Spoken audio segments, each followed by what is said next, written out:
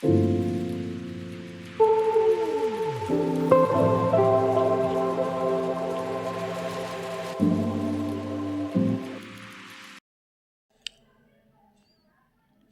Everyone, welcome to English tutorial. আজ আমি class 6 blossoms বইয়ের অ্যাক্টিভিটি 8, 9 এবং 10 কমপ্লিট করব। চলো তাহলে শুরু করা যাক। দেখো অ্যাক্টিভিটি 8 কি বলেছে? Identify the common and proper noun given below and place them in the correct column. এখানে প্রপার নাউন আর কমন নাউনটাকে আইডেন্টিফাই করে আলাদা আলাদা করে লিখতে বলেছে। আচ্ছা, তাহলে জানতে হবে যে কমন নাউনটা কী জিনিস। কমন নাউনটা হচ্ছে যে নাউন কোনো জাতি বা শ্রেণীর সাধারণ নামকে বোঝায়, সেটাই হলো কমন নাউন। যেমন হচ্ছে কান্ট্রি। কান্ট্রি মানে কি? দেশ। আমি এখানে কিন্তু কোনো নির্দিষ্ট করে বলছি না যে ইন্ডিয়া, পাকিস্তান, নেপাল, ভুটান, শুধু এটা ডাইরেক্ট বলে দিচ্ছি যে কান্ট্রি। তাহলে এই যে সাধারণ নাম, এটাই হচ্ছে কমন নাউন।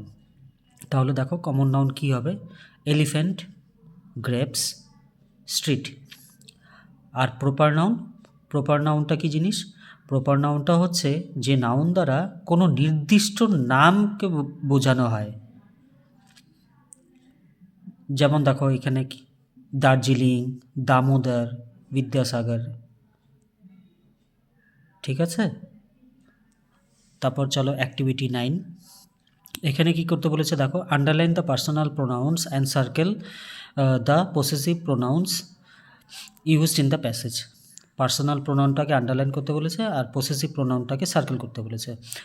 তাহলে পার্সোনাল প্রোনাউনটা কী জিনিস? পার্সোনাল প্রোনাউন হলো যে প্রোনাউন কোনো ব্যক্তির নামের পরবর্তীতে ব্যবহৃত হয়। হ্যাঁ, আর হলো পসেসিভ প্রোনাউন হচ্ছে যে প্রোনাউন কোনো কিছুর ওপর অধিকার প্রকাশ করে। যেমন হচ্ছে আমার, তোমার, তাদের, এসব। তাহলে দেখো কি আছে, আই অ্যাম ঝুমি, আমি। তাহলে এটা পার্সোনাল প্রোনাউন।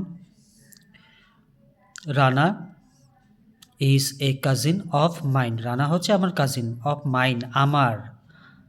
তাহলে এটা কি হবে? Possessive pronoun. তারপরে হি ইজ এ কাইন্ড বয়, সে একজন দয়ালু ছেলে। হি, তাহলে এটা হবে পার্সোনাল প্রোনাউন।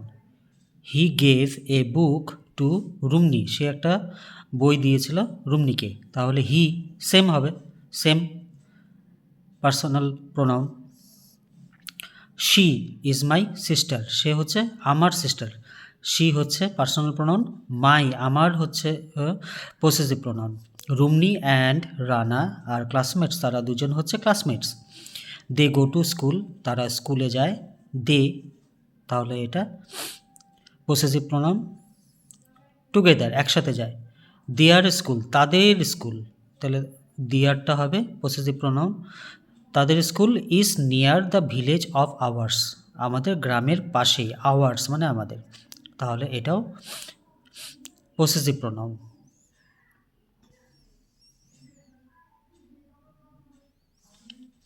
আচ্ছা, লাস্ট চলো অ্যাক্টিভিটি 10 কি বলেছে?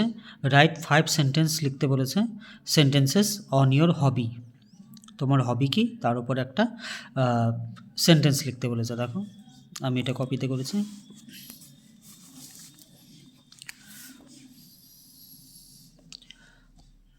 সবার হবি আলাদা আলাদা হয়, তাই না? আমি এখানে মিউজিক নিয়ে লিখেছি। চলো দেখি তাহলে। I love listening to music, আমি গান শুনতে ভালোবাসি। When I have free time, আমার যখন ফ্রি টাইম থাকে। It's one of my hobbies, এটা আমার হবির মধ্যে একটা। Playing cricket has become a new hobby of mind, cricket খেলাটাও আমার একটা নতুন হ্যাবিট হয়েছে।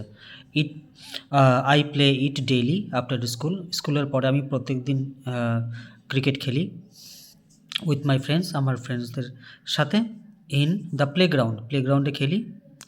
বিহাইন্ড দ্য হাউস, আমার বাড়ির পেছনে। Playing outdoor games makes us physically fit, outdoor game খেললে আমরা ফিজিক্যালি ফিট হতে পারি। ঠিক আছে, আজ এই অবধি থাক। Thanks for watching.